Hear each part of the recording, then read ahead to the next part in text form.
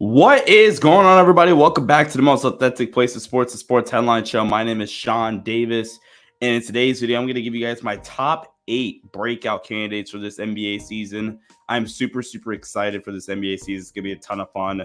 We've been just throwing a bunch of great content to you guys, so I would really appreciate if you guys haven't already. Make sure you guys hit that like button and subscribe. A great way to help out the show.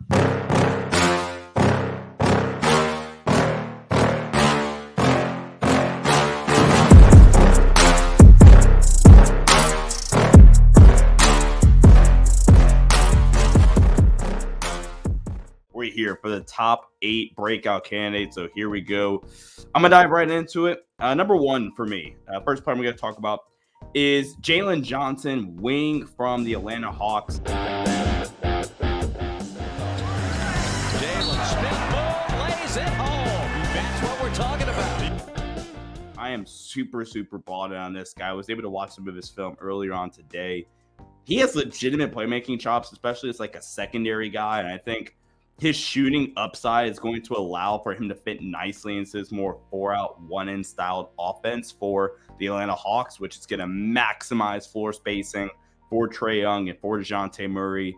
I love his ability as a pick and pop guy as well, and his ability to attack closeouts. So I'm super committed and super bought into his fit next to Trae and in this Quinn Snyder offense. He's a super versatile defender as well, where he has great instincts as a helper, really good instincts as a helper, where he'll get these steals and he'll kind of play free safety defensively and get these look off steals as like I said, it's kind of like that backline defense.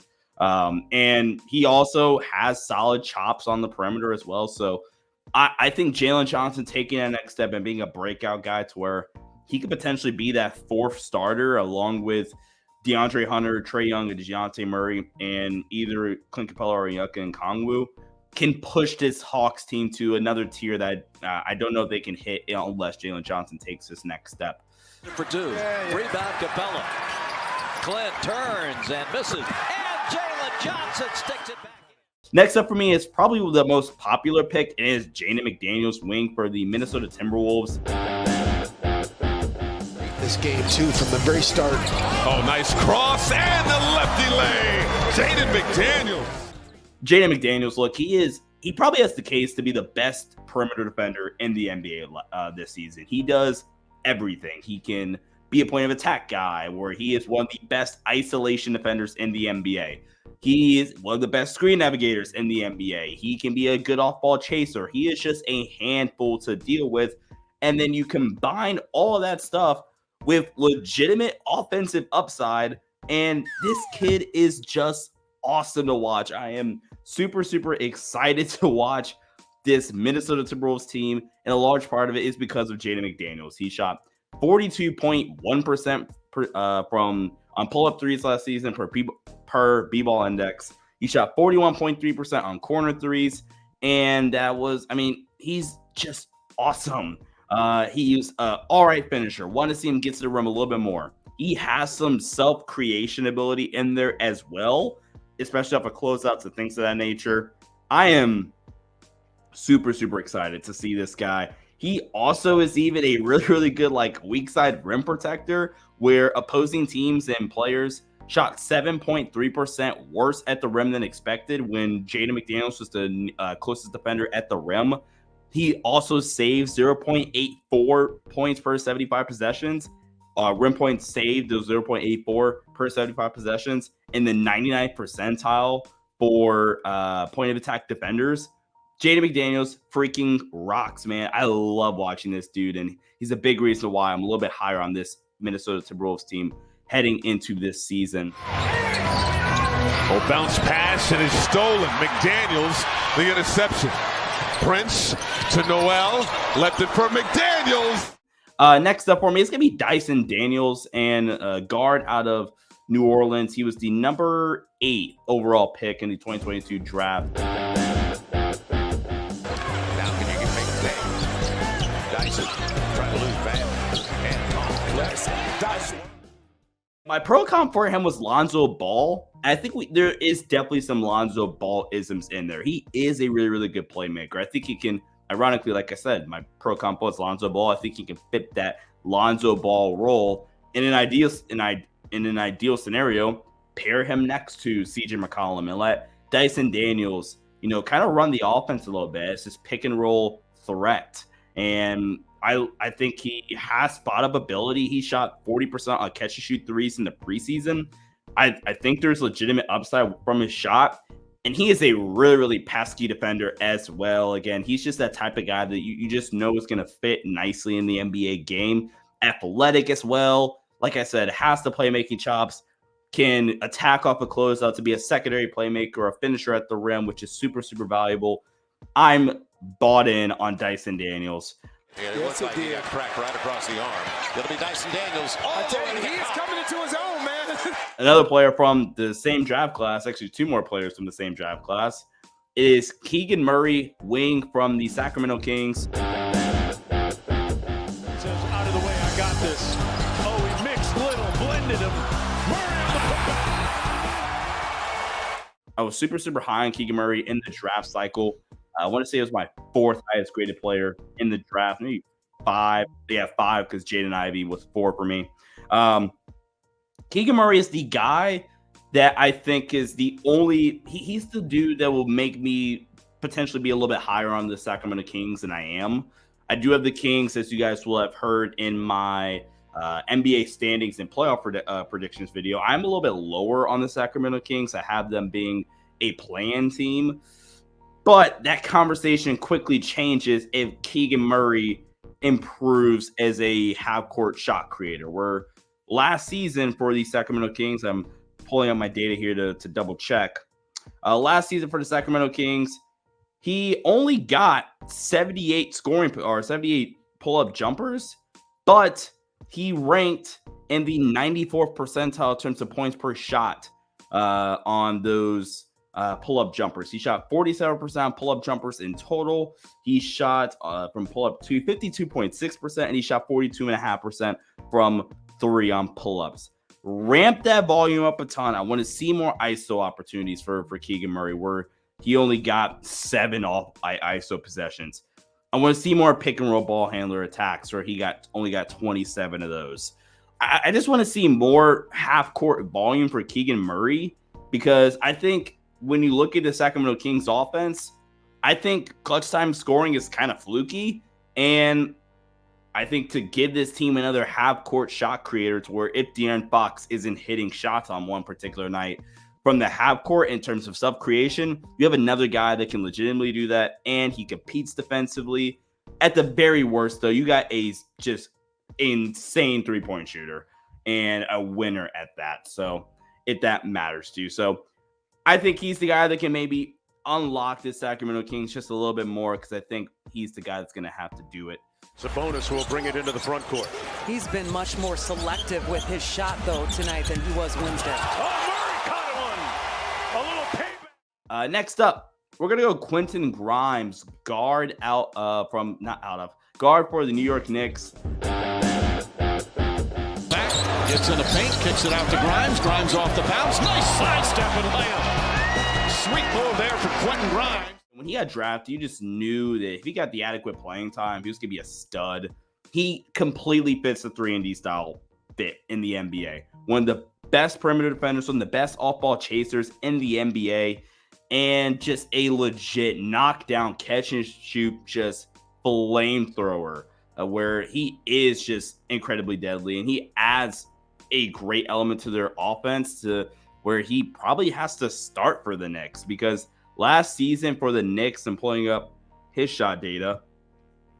Last season for the Knicks, he didn't even shoot that well on off screens, but for the Knicks during the regular season, or let's go regular season. I want regular season and playoffs. Sorry about that. Regular season and playoffs. This guy, he's really, really good. He shot 39.6% on catch and shoot threes, 42.1% on catch and shoot threes when left open. And if you even just single out just the regular season, it's 40.7% from 3 on catch and shoots in the regular season. Grimes. Here's Grimes for 3. Grimes for 3. Grimes from 3. Grimes from downtown. Didn't shoot that great in the playoffs, but I think this dude is primed for a breakout year. Finishes all right at the rim, or if he continues to finish well at the rim and even gets better in that regard, he can be even better. He shot 41% from three. I had to fact check, make sure I wasn't looking at that crazy. 41% from three in the preseason. That's with the catch and shoot data kind of being low. So Quentin Grimes, he's a big part of what this team wants to do in the half court. And Quentin Grimes, in my opinion, is prime for a breakout. Again, one of those just best perimeter defenders in the NBA. Knicks with numbers. Grimes rises. Wes Unseld Jr. wants to talk about it.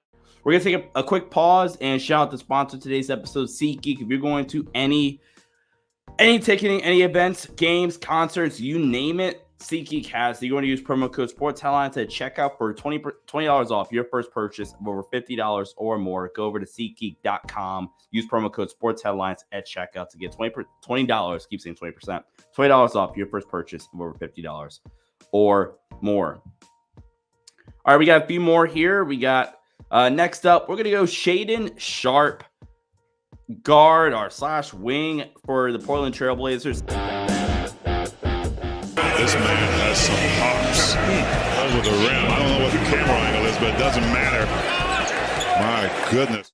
I didn't quite know how I felt about this pick last year for Portland, but watching Shaedon Sharpe, he's going to be so good next to Scoot Henderson and next to Anthony Simons, to where these guards can all realistically kind of fit together nicely, at least offensively, because Shaedon Sharpe is pound for pound probably the most athletic guard, maybe not named John Morant, right? And maybe now Scoot Henderson, but in Amin Thompson. But you get the point. Like, he's one of the most athletically gifted players in the NBA, where he just finishes everything above the rim.